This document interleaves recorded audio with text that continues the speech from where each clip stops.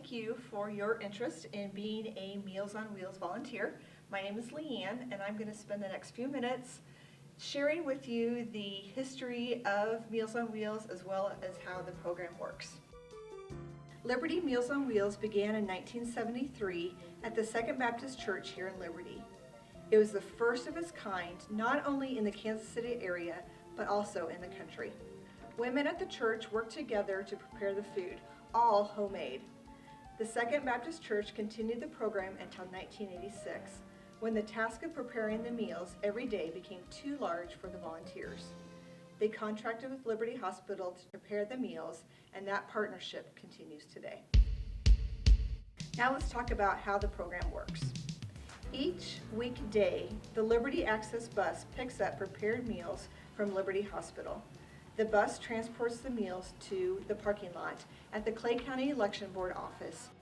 She will be bringing the containers from the Liberty Hospital. Each container is numbered with your corresponding route number. Inside this container is the hot food portion and the cold food portion. The hot food portion contains their meat, vegetable, and starch. The cold portion contains their salad, dessert, and roll. You will also see a clipboard that is coordinated with the route number. Each route has about 6 stops. Each meal portion is labeled with the recipient's name. Everyone receives a hot meal portion and a cold meal portion. The hot and cold containers should be in the same order as the route. However, always double check the names to ensure each recipient receives the correct meal. When loading the meal container into your car, be sure to place it with the handle facing up. Do not tilt or lay the container on its side, as the food inside will slide around. No one likes pudding in their salad. In addition to the food, each individual receives a beverage. On the clipboard, you will notice the words such as 2%, cranberry, and orange juice. These beverages are located in the igloo container. On the clipboard, you will find a route sheet, driving directions, a map, and door hangers. As you can see, the route sheet has several columns. The route number and order of the stops are on the far left, followed by the recipient's name, telephone number, and address. Next is the type of beverage they should receive and notes about their dietary needs. And finally, a comments column with special delivery instructions. We do our very best to create routes that are confined to a section of the city so you do not have to drive from one end to the other. If you do not have GPS available, the maps and driving directions will be useful. If you have any difficulty finding your recipient's home, call the Meals on Wheels phone number on the bottom left of the route sheet. You can also call the recipient and ask him or her for directions. When arriving at the home, remove the hot food and cold food portion from the container and don't forget the beverage. Check the comment section of the route sheet. Not only might there be helpful information on locating the house, there may be directions such as knock and enter. When arriving at the front door, be sure to knock loudly and give adequate time for the recipient to come to the door. If there is no answer, feel free to call the recipient.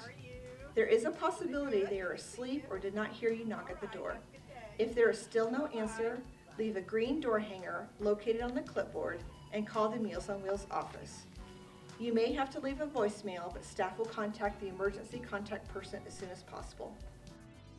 Should this happen, feel free to give the extra meal to the next recipient on the list. If it happens to be the last person on the list, you may take the meal home with you or place it in the dumpster located at the fire station. Please do not leave the meal in a container, especially in the summer, as this attracts bugs.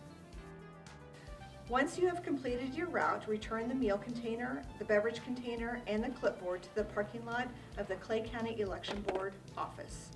You will see other containers lined up next to their storage container. Place the clipboard in the tub, and that's it. Now let me answer some of the frequently asked questions. What do I do if there's a note on the door asking me to leave the meal? It doesn't happen very often, but on occasion someone will leave a note that says, please leave my meal, I'll be right back. Well, your definition and my definition and their definition of be right back is varied. And so for food safety reasons, we ask that you do not leave a meal on their front porch. On the rare occasion a recipient will be away for a short period, they must leave a cooler with ice on the porch, no exceptions. What happens during the winter months and snow? During inclement weather, as a general rule of thumb, if the Liberty School District is closed, so is Liberty Meals on Wheels. However, if school is closed for 3 or more days in a row, or happens to be closed on a Friday and a Monday, then we make decisions based on weather conditions. We do not want our recipients to go too many days without food. Finally, are you closed for major holidays? Yes, Liberty Meals on Wheels is closed whenever Liberty City Hall is closed. One final note, as a Meals on Wheels volunteer, you will be added to our monthly e-newsletter. With over 100 volunteers in our organization, communicating this way is the most efficient. Please be sure and read it each month, as it will have useful tools to help you be a successful volunteer. I appreciate you taking the time to watch this video and your willingness to serve this organization.